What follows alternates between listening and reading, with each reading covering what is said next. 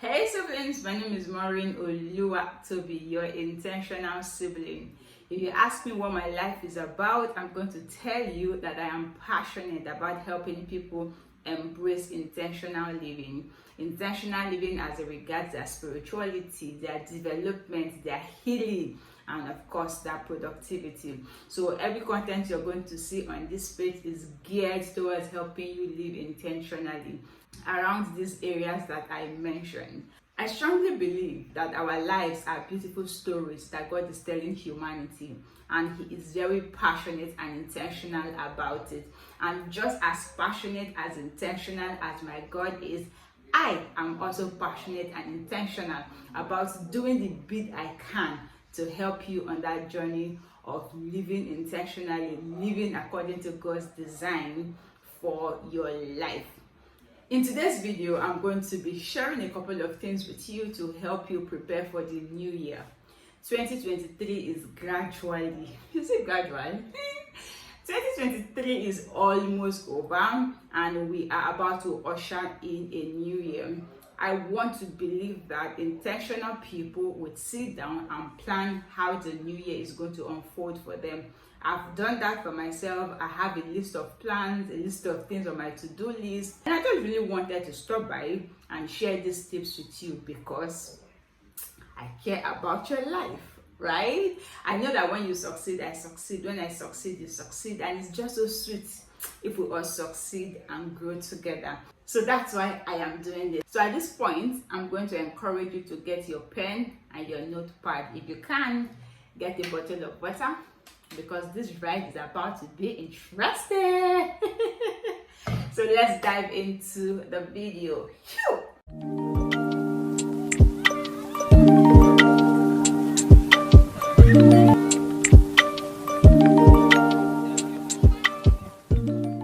In today's video, I'm going to share a couple of tips with you to help you prepare for the new year.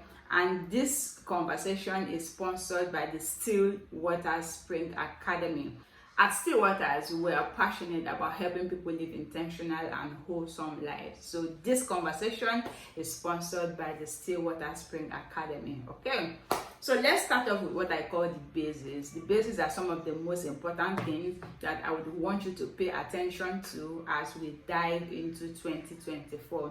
Number one, there are two groups of people that I've come to recognize. Group number one are those people who live their lives on default. Group number two are those people who live their lives by design. Unfortunately, an average person lives their life by default because that is the usual template that everybody has. You get thrown into the world and everybody is doing something a particular way, and automatically you just assume, okay, since that is how everyone is doing it, let's go with the flow. And for the longest of time, a lot of people are going to live life that way. But as you begin to pause, begin to ask questions, begin to evaluate life, you're going to recognize that everybody's life is not the same. Everybody is not wired to live life the same way. Even though we're wired to live life and we share certain similarities, the way we are going to show up on the scene of life is not going to be the same, because we have individual preferences, we have unique wiring, we have unique temperaments, unique personalities, unique perspectives and lens through which we view the world. So you're going to recognize that living by default is not working to your advantage. When you get to that point, you start having a strong desire to try to design a couple of things for yourself. You start having that pull and that desire to do certain things your own way. If you are at that point, welcome to the season of intentionality. You're tilting into learning how to live your life by design.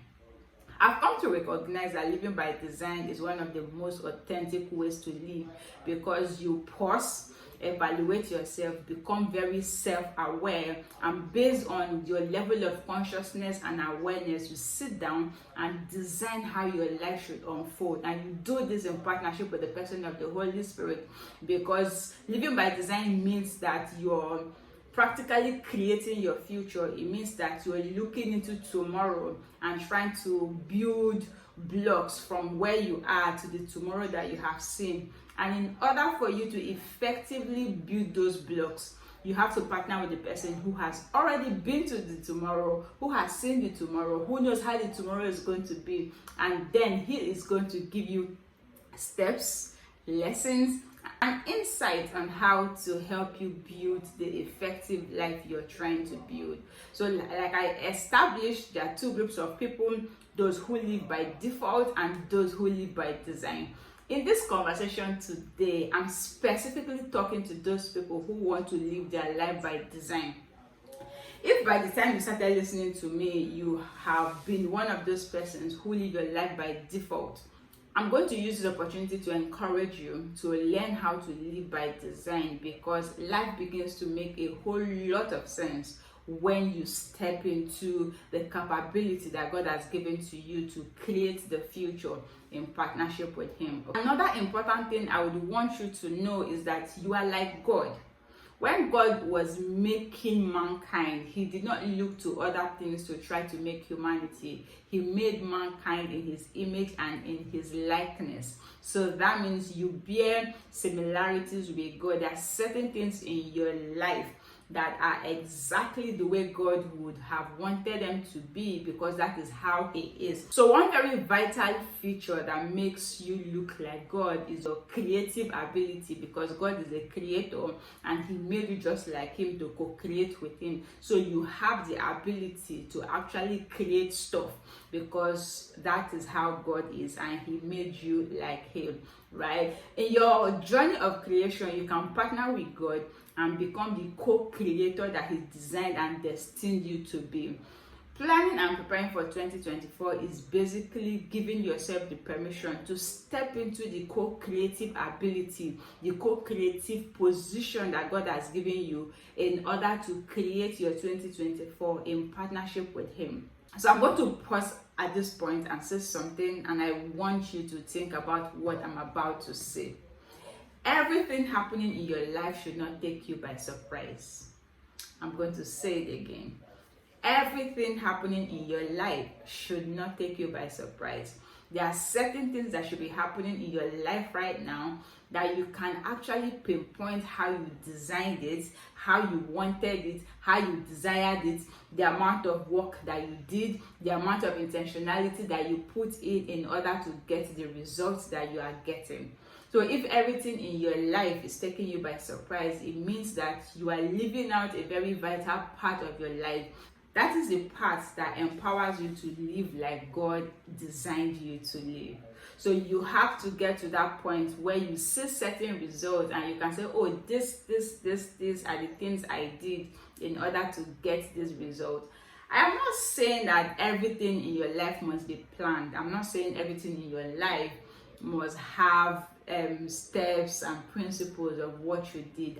I'm saying that not everything in your life should happen to you by surprise. There are certain things in my life right now that I can tell you some of the things that I did, some of the ways that I prepared, some of the mental development that I had to embark on in order to achieve certain results that I am enjoying. So I'm just here to let you know that God has given you the ability, God has given you the capability to plan out certain things, and it's going to pan out the way that you designed it, especially if you do that designing and creating in partnership with God, right? So preparing for next year means that you have to be intentional. Being intentional means that you have to have an expectation of how your life should turn out if you partner with God by the end of 2024, by the end of 2025, by the end of 2030. Right? Intentional living is basically knowing what you want, knowing the work that you have to put in order to get what you want, and actually putting in the work to the point where you enjoy the results that you set out to enjoy. So that's the sum total of intentional living. So preparing for next year is you making a decision to be intentional.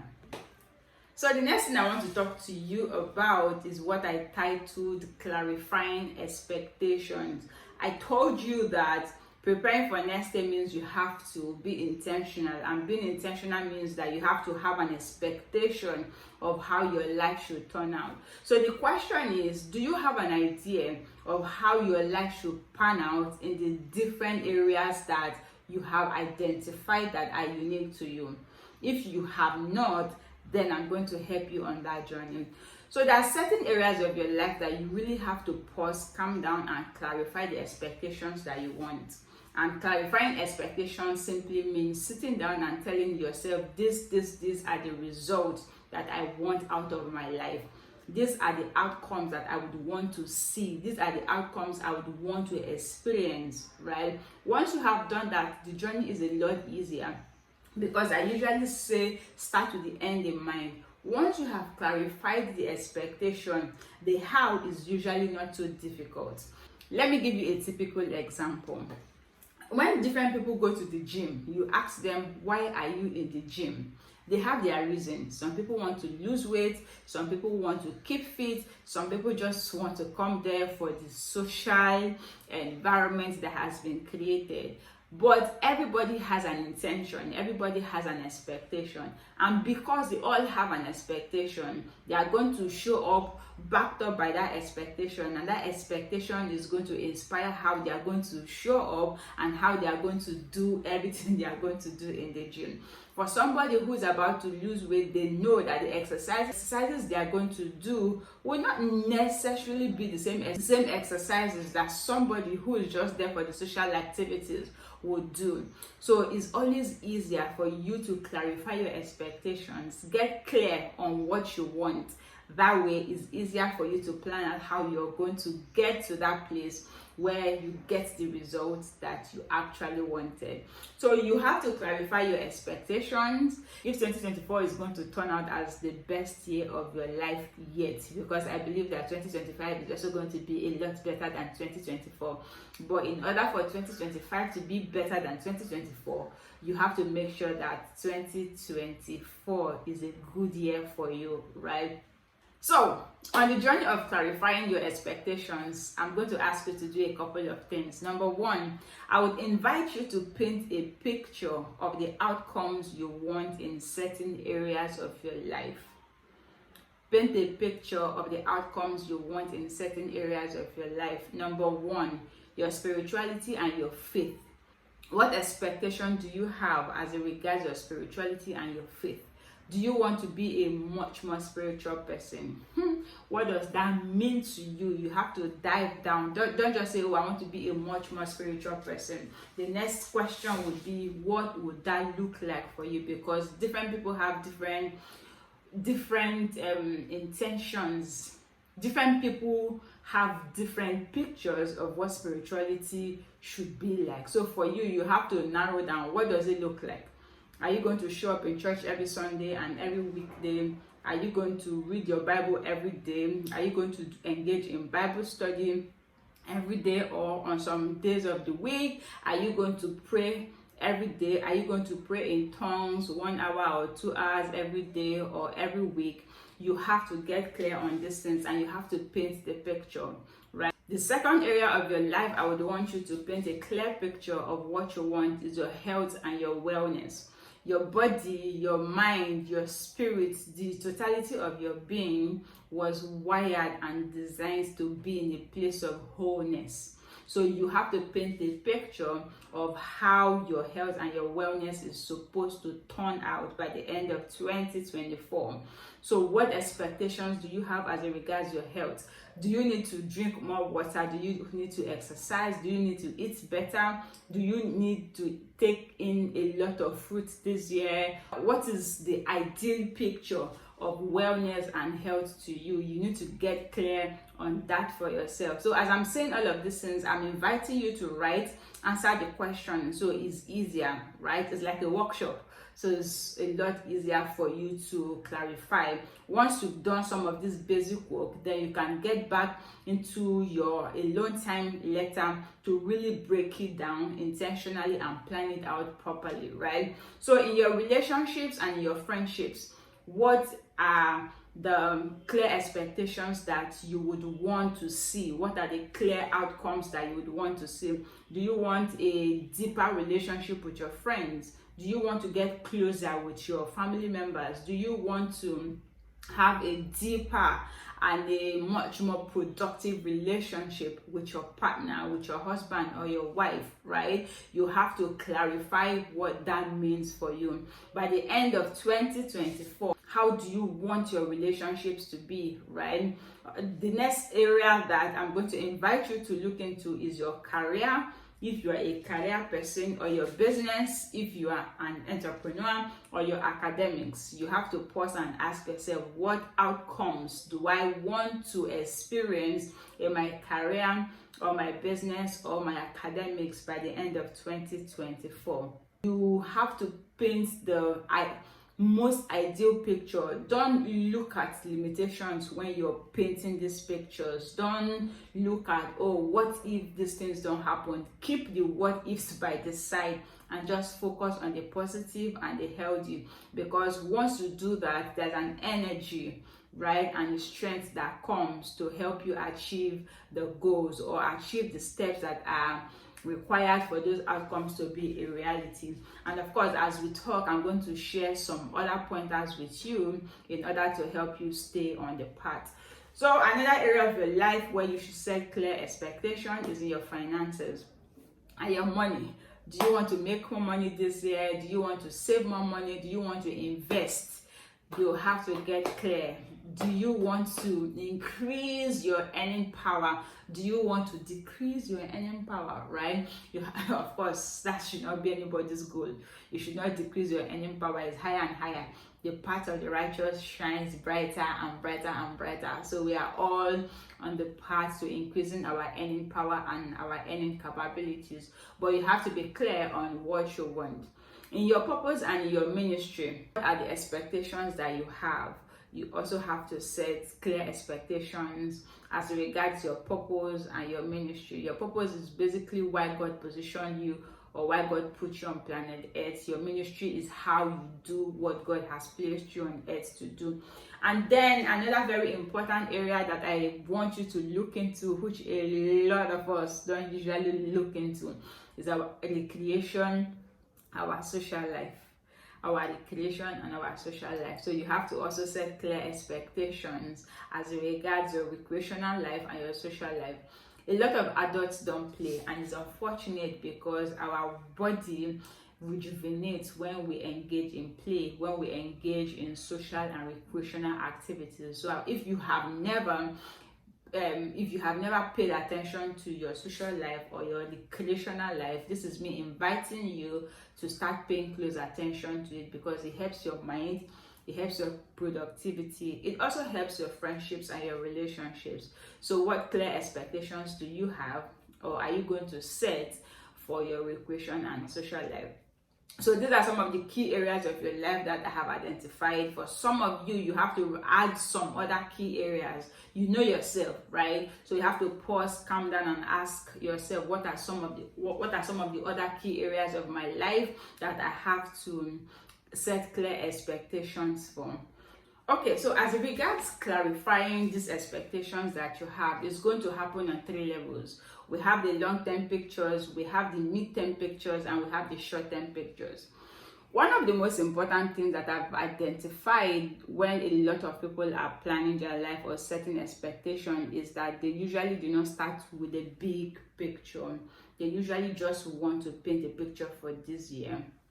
In as much as that is very commendable, I would want to invite you into doing it on a much more holistic level. So usually what I do is to start out by asking myself questions as regards what I want out of life generally.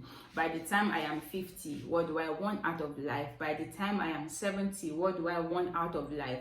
By the time I am 100, what do I want out of life?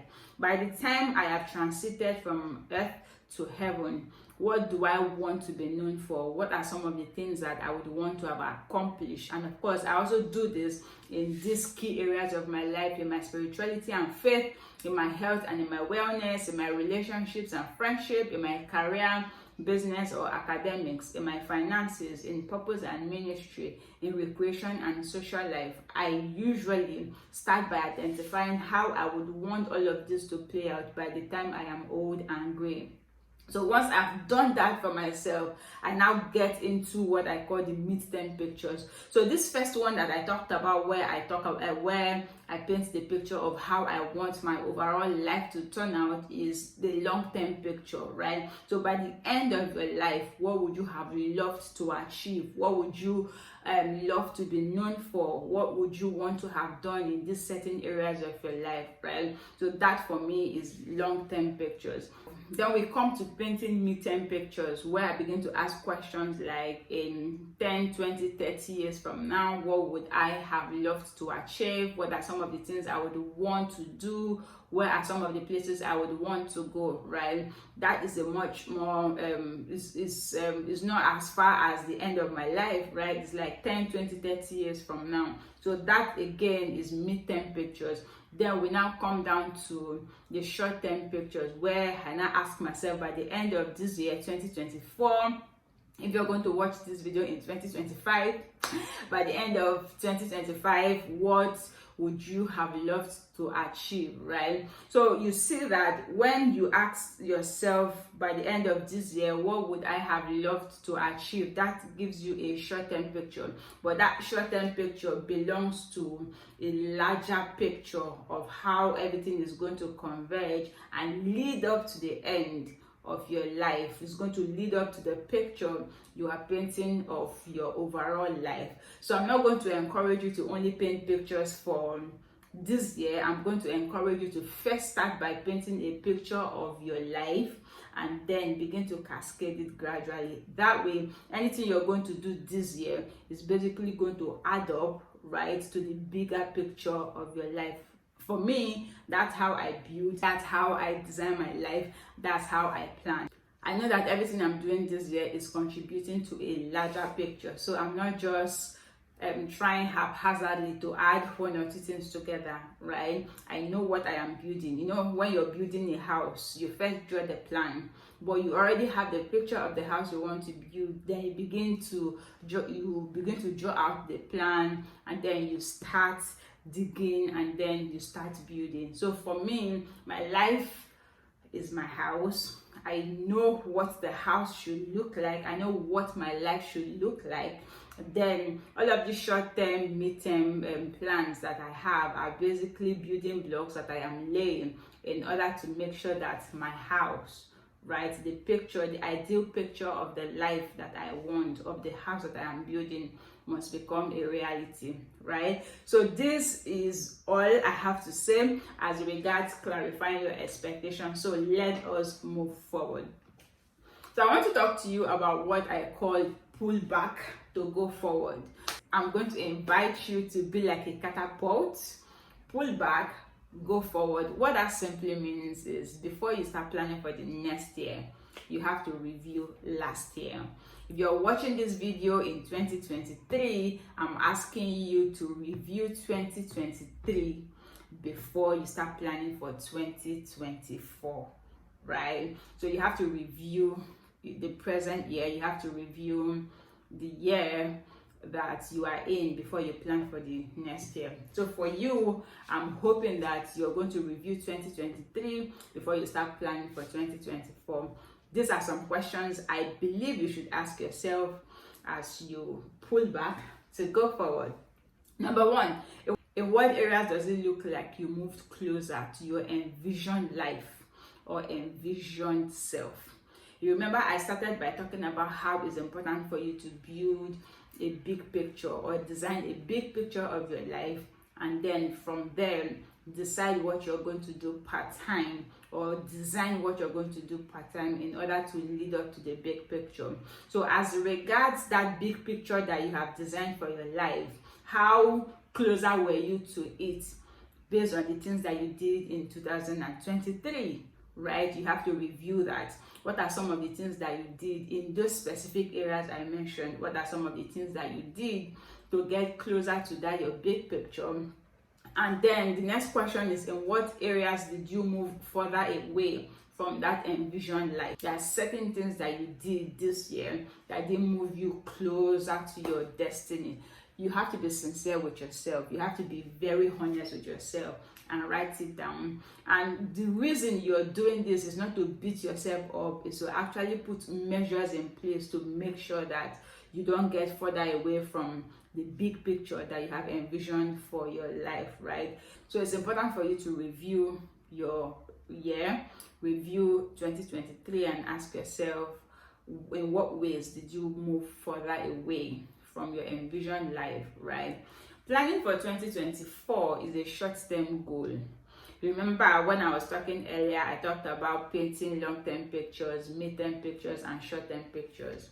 Your 2024 is basically a short-term picture, right? And it adds up to a bigger picture. So the question now would be, by the end of 2024, what would you have loved to achieve? Do this in these areas of your life. I mentioned spirituality and faith, your wellness, your relationships, your career, business, academics, your finances, purpose, ministry, and your recreation. You need to design how you would want your life to turn out by the end of 2024. Do it in these areas that we have listed. That way you know what you should focus your time and your attention to, right? So a big picture, big results, the celebrations that you enjoy by the end of a year is usually a combination of little actions and little activities that when you put them together, they result in that big picture, right? So what are the small or little seeds or components that will have to come together for you in order to make 2024 a good year for you? So this is basically the concept of the seed, where you take a big picture, right, and then you identify the little things that you need to do in order for that big picture to become a reality. Again, I'm going to use the building of a house as an analogy, because if you're building a house, you first of all envision the house, and then you do the architectural work that is required for that house to become a reality. After you must have done the architectural work, you're going to now recognize the little things you're going to do part-time in order for that house to be a reality. And one of the smallest things you can do in order to build your house is to look for the land, right? The land you're going to use. After you find the land, you have to do some form of clearing on the land. After you have done some form of clearing, I believe there are certain documentations you also have to do before you start building, and then you have to get to the part where you start digging. All of these things are little things, little seeds that you do that's going to lead up to the big picture. Of course, you start laying blocks, you get masons, you get bricklayers to start laying the blocks. You want to keep laying the blocks until you get to the point where, they say, you've gotten to lintel. After you've gotten to lintel, you continue, you start fixing other things. All of these things that you're doing, right, are little things, the little seeds that you're contributing. But by the time you put all of these seeds together, it's going to lead up to the big picture, which is the house that you want to have. So the same applies to your life. You have the big picture, but it's also important for you to now break down that picture into little seeds, little actions, little activities that you're going to engage in order to make this house a reality, right? So the question is, what do I need to do every day, each month, that's going to lead up to these results that I want? So you have to ask yourself that question, right? You have to intentionally sit down and say, okay, I have 12 months in this year. What are some of the things I'm going to do daily, do weekly, or do monthly in order to achieve this result that I want to achieve by the end of this year? That's why I started by telling you to tell us what you would want to achieve, or tell yourself what you would want to achieve by the end of 2024. And then the next thing would be to ask yourself, what do I need to do in order to achieve that result by the end of 2024? Let me talk to you about what I title recognizing the constants in your life, right? There are certain things that are going to be constant, and these things that are constant are the building blocks you're going to use in order to create and design the life that God has called you to live. So you have to learn how to recognize and utilize the constant factors in your life, right? An example of a constant factor that you're always going to have is time. Time is a constant on the face of the earth.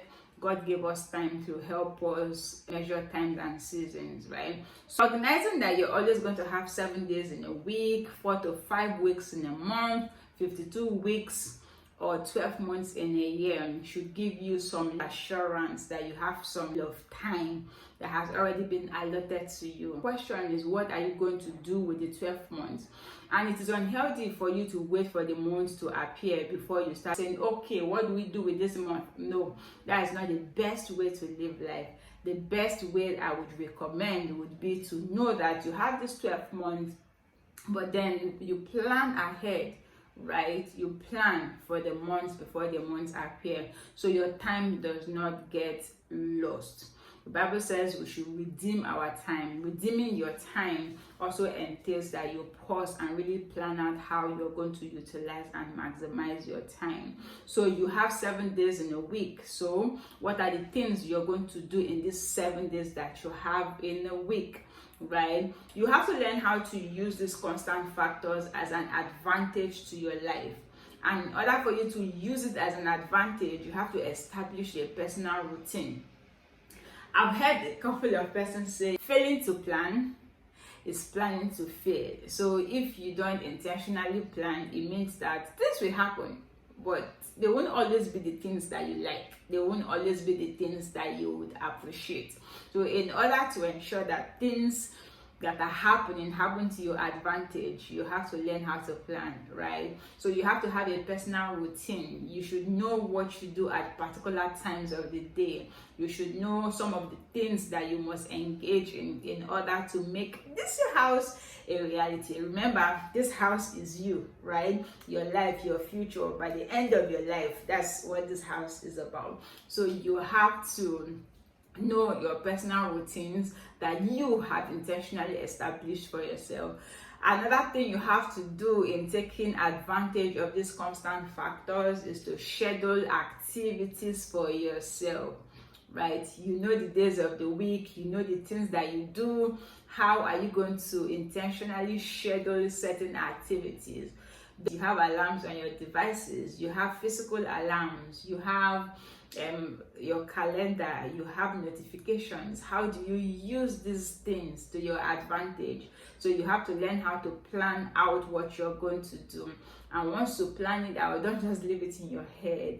You have to learn how to schedule it. So if you pick up my phone now, you're going to see that certain alarms are going to go up at certain times of the day because I know what I want to achieve, and then I sat down and set the alarm. So whenever those alarms go off, it reminds me to do those activities that I've scheduled for myself, right?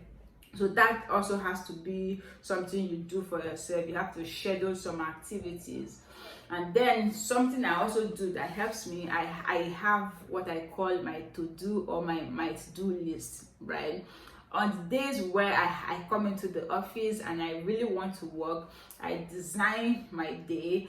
I write down the things that I want to achieve. Sometimes I don't get to achieve everything that I wrote down in my to-do list, but I achieve quite a number of the things because once I'm done with one, I go back to the to-do list and ask, okay, what next?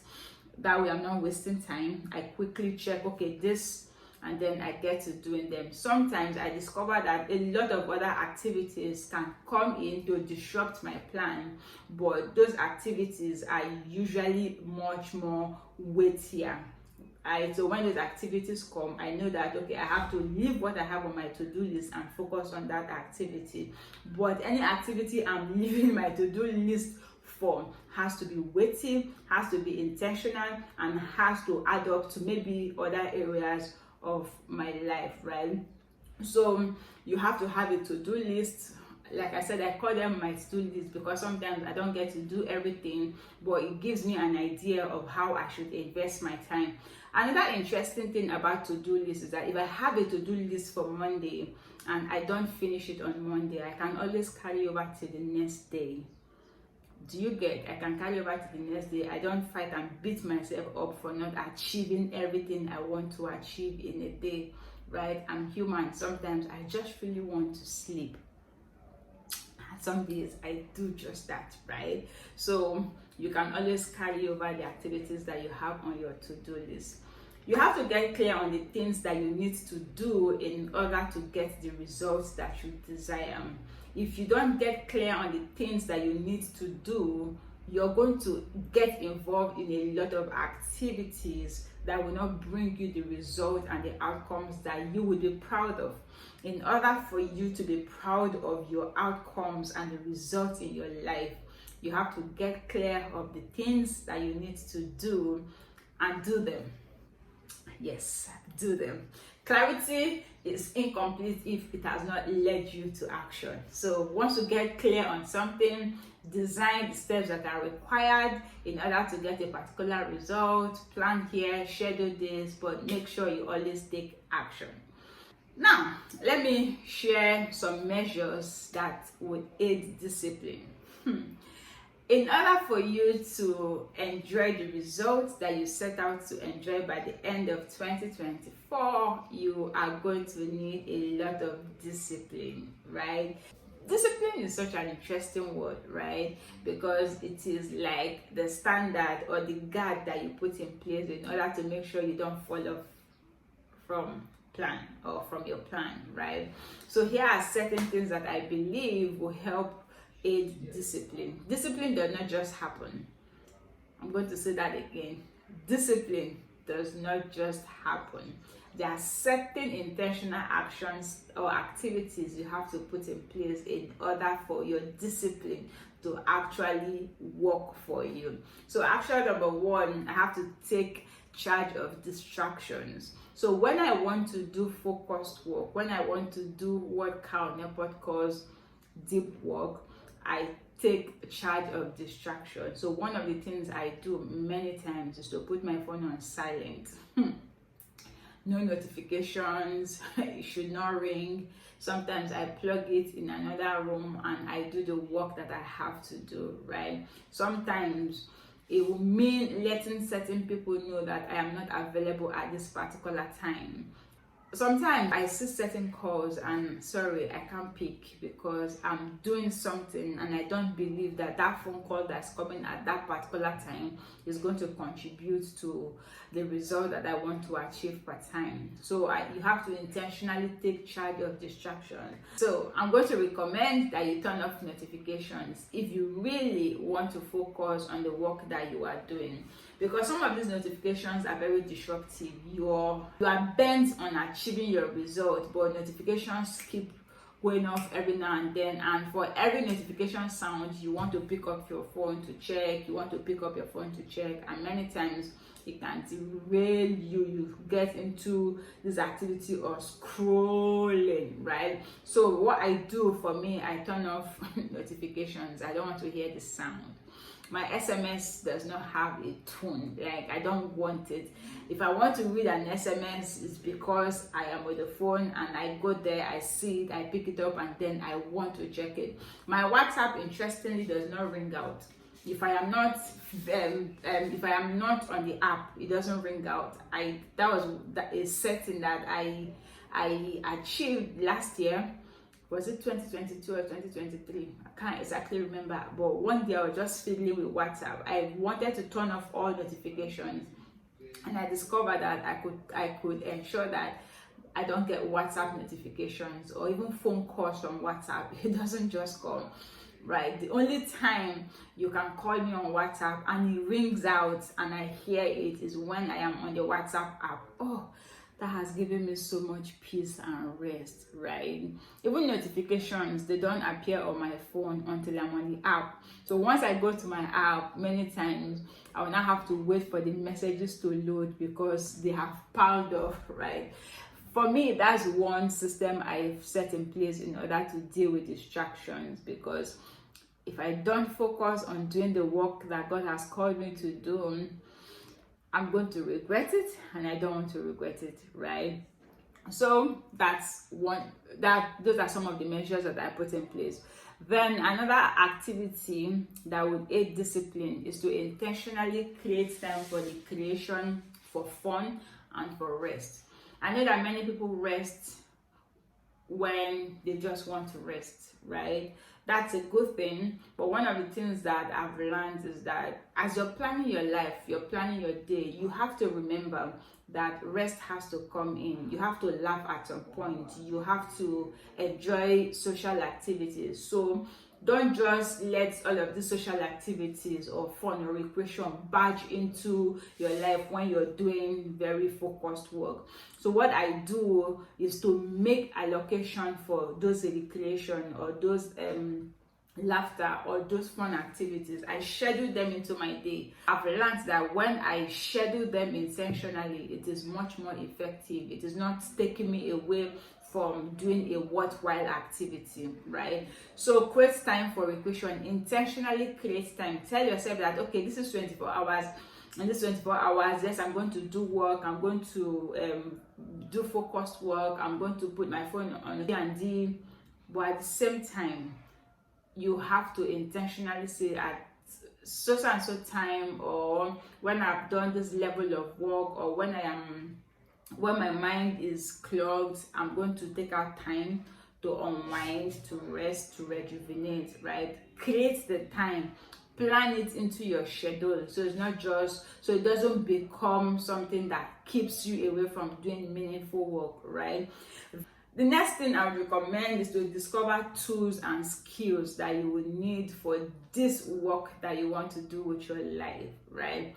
Skills, tools, and measures are beautiful additions to our life. AI is a beautiful addition to our life. Our phones, beautiful additions to our life. The skills that we have, hard skills or durable skills, which is also soft skills, are beautiful additions to our lives, but you have to learn how to use them to your own advantage. So discover the tools that you will need to do certain things that you need to do. You don't have to do everything by yourself, right? There are certain tools that you can master, and you use them effectively to make your life and your work easier. So master those tools and use them for the ultimate purpose of achieving results that you would want to enjoy, right? So the next thing would be to let people who would normally barge in on you know that you are unavailable within a particular time frame.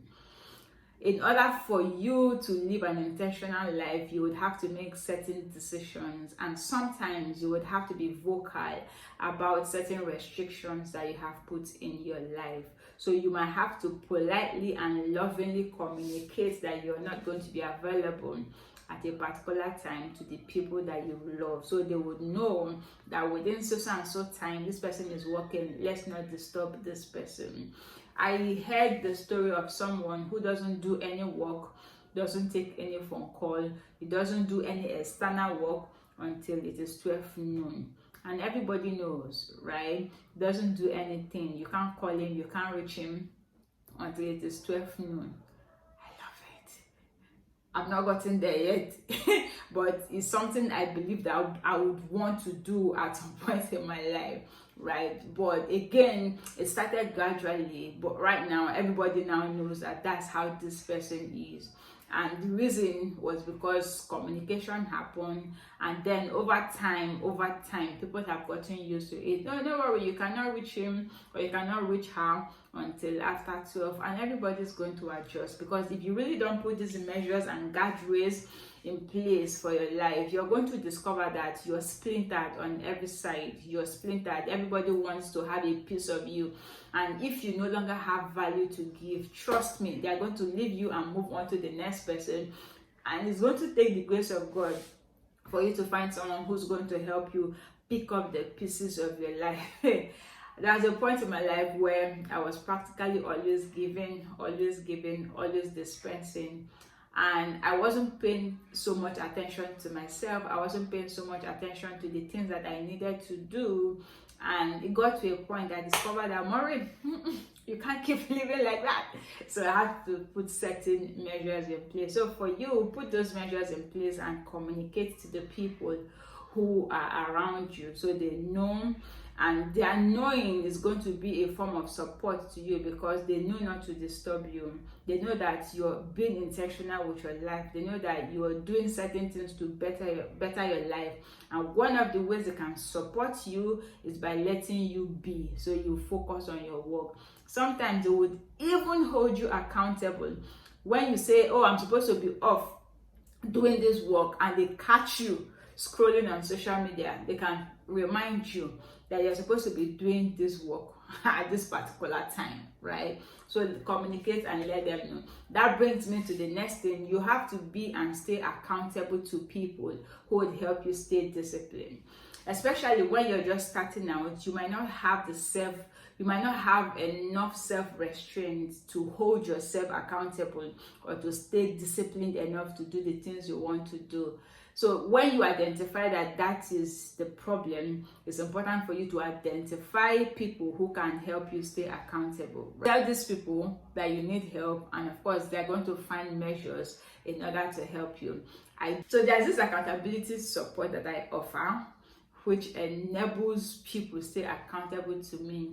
And when we have established goals that they are supposed to achieve at a particular time frame, if they fail to submit the goals, they pay me for missing it out.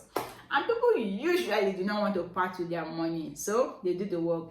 Of course, sometimes they miss it, they pay, right? But that is a form of accountability system that certain people have put in place to help them stay focused on the work they've been called to do. So you have to learn how to be accountable, stay accountable to certain people who would help you on your journey to living intentionally. Then another thing I want to say here is that you must not depend on motivation before you do your work. I know that people usually talk about the importance of motivation, which is very valid. Motivation is very important. But if you only wait for that internal or external motivation before you do work, many times you are going to lag behind on a lot of things. Sometimes the motivation is going to meet you when you have started working. So in order for you to create a system of intentional living, you have to develop yourself so much that you can work without having motivation. You can will yourself into doing certain things, and then motivation is going to catch up. Don't depend only on that motivation that comes with enthusiasm before you do work. Another thing I would advise would be for you to redefine what motivation means to you. It should not just be adrenaline. It should not just be passion. It should not just be, a rush of ideas. Sometimes motivation can be that you want to move from point A to point B. That has nothing to do with your feelings, but it has everything to do with growth that you want to enjoy. That is a very interesting aspect of motivation that I would want you to start exploring, right? Once you have really defined motivation for yourself, it's easier for you to not depend on adrenaline and hormones and excitement, passion, and enthusiasm before you do work, right? For me, I have different things that I call motivation that have nothing to do with emotion. For example, sometimes I get called up in the middle of the night to speak with rape and sexual abuse survivors, and that for me, right, is something I do, and I do it gladly. And the fact that I am in a position to help God's child enjoy wholeness and healing is a different level of motivation for me, right? So I may not have the feelings. Sometimes I may even be tired, right? But the fact that God has equipped me and empowered me to be in a position where I can help somebody, that for me is motivation. So I use that reality, right, to do the things that I have to do. So you don't have to depend on the emotional motivation before you do work. I just wanted to point that out. Then another measure that would help aid discipline is self-love and self-respect. I know that many times when we talk about discipline, we usually try to isolate it from how much we love and respect ourselves. But I've discovered in my life that the more I love myself, the more I respect myself, the more it equips me to be disciplined towards the things that I want to do. So you have to get to that point where you love yourself so much that you get some level of respect, that when you tell yourself you're going to do certain things, you do them simply because you said you were going to do them. And you love and you respect yourself and you want the outcomes, and then that disciplines you to do the work, that disciplines you to put in the work that is required in order for you to get that outcome. So you have to grow in what we call self-love. Self-love is not just pampering yourself and not putting measures in place to take care of yourself on a much more wider and a broader level. Self-love also requires that sometimes you have to stay put to do the work that is required, sometimes even when it's not comfortable, right? So you have to love and respect yourself to a particular degree until you put some measure of discipline in your life. So another measure that aids discipline is what I call seasonal planning.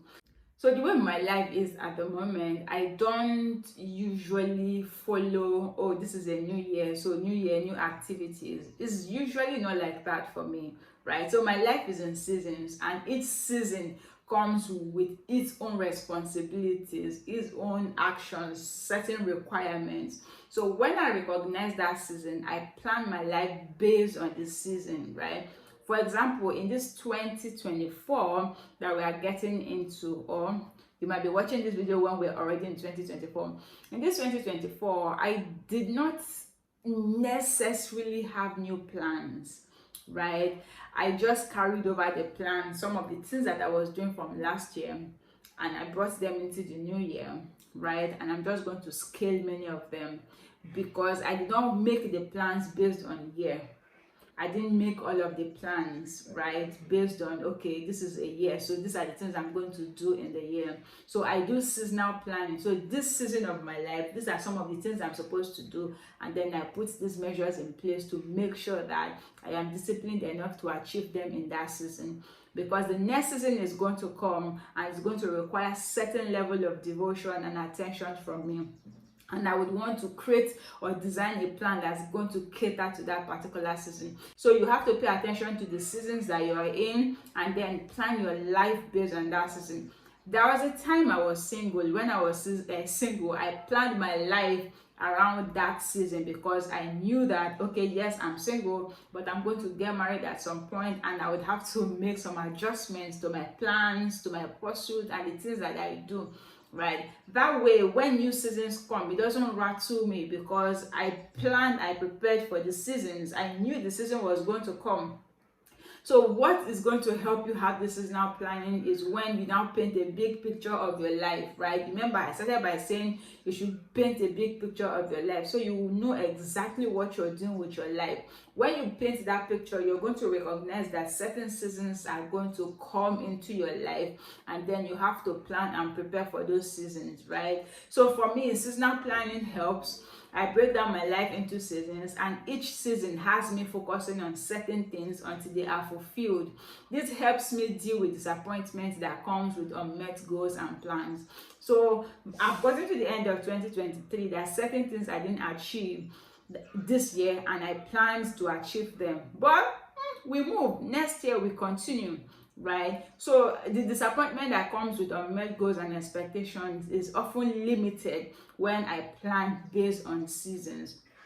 So just because you've set those goals does not mean that everything must happen the way you wrote them down. You can always adjust your plans and your goals. Certain adjustments will come. Remember, you made plans based on the level of your awareness. You made plans based on the level of your mental development. That the more you develop, the more you learn, the more you grow, you're going to discover that your perspectives will change. Your goals will also become bigger. The result or the outcomes you want will also change, or they will be altered. So once you get to that point, you should be flexible enough to make that adjustment for the change that has come into play. Now, As you make all of these plans, as you set all of these goals, I want to encourage you that you should leave room for God. Yes. I love God, eh? One of the most powerful things that happened in my life is after making all of my plans, right? And I begin to put measures in place in order for these plans to become a reality. Sometimes beautiful interruptions happen, and these interruptions move me to the next stage of my life. A typical example of a beautiful interruption that happened for me and to my family in 2023 was we had to move. By the time I got into 2023, I did not plan that I was going to relocate. No, I didn't, right? But by the end of 2023, see me in a new town, loving it, right? So it's important for you to make room for God, because God knows what you need deeper than what you know. God knows the life that He designed for you, and He knows the things that He will put in place in order to help you flourish. So as you plan, as you schedule, as you set goals, as you envision, you try as much as possible to make room for God. Leave room for God to shock you. Beautiful shock. Leave room for God to surprise you. Leave room for God to pamper you. Sometimes you might not follow the plan that you have set for yourself, but trust God. He knows the end from the beginning. He is Alpha, Omega, beginning, end. He knows it all. He's a master orchestrator. He's a divine orchestrator. He knows how to move the needle in your favor. He knows how to rearrange the tiles on the board to make sure that you are in line, you are aligned with His plan for your life. And trust me, God's plans are usually better, much more beautiful, right? So as you plan, leave room for God. One scripture that comes to mind is Ephesians 3:20. So I'm just going to paraphrase: the one who does exceedingly abundantly above all I can ever think or imagine. That's God. That no matter how I imagine, no matter how I plan, right, I have to make room for the person who does far exceedingly above my plans and my imaginations. One of the things that I want to encourage you to do would be to buy a journal for this next phase of your life. In that journal, you're going to document, you're going to write the plans that you have for this year. Write it on the journal so you can always go back to it, right? So I want to believe that this has helped you. If it has, drop a comment. If you have further questions, drop it in the comment section, and I'm going to respond to them. Remember, we are all on this journey of living intentionally together. I'm not just asking you to do what I have not done, right? I'm not asking you to plan, to schedule, to envision, and I haven't done it for myself. I could show you my book here, right, where I did my planning. If I can show you my work, I have a schedule, right, a written down visual physical schedule of how I'm supposed to be spending my week, because I can't depend on my mind to always remind me what I'm supposed to be doing part time. So on my schedule, I have week 1, week 2, week 3, week 4 in a month. I have my daily plan, I have weekly plan, I have activities I'm supposed to do per day, even though sometimes I don't, but at least it helps me get back on track, right? So I have it. Even my prayer schedule is here. My Bible study is important for me. Reading the Bible is important. I have a schedule. I have it written down here. My social media plan and social media activities is also important for me, right? I scheduled it. So I'm not just telling you to do things that I have not done or things I don't do. This is what has helped me stay productive. This year, I think that if I'm counting, I have 13 ebooks or 13 guides in total that I've written.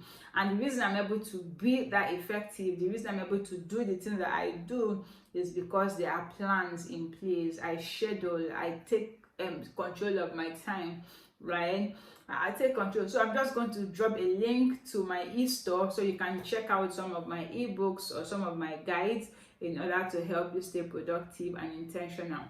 So this is me signing out. Remember, I love you and I'm committed to supporting you on your journey to living intentionally, becoming everything that God has said you should be.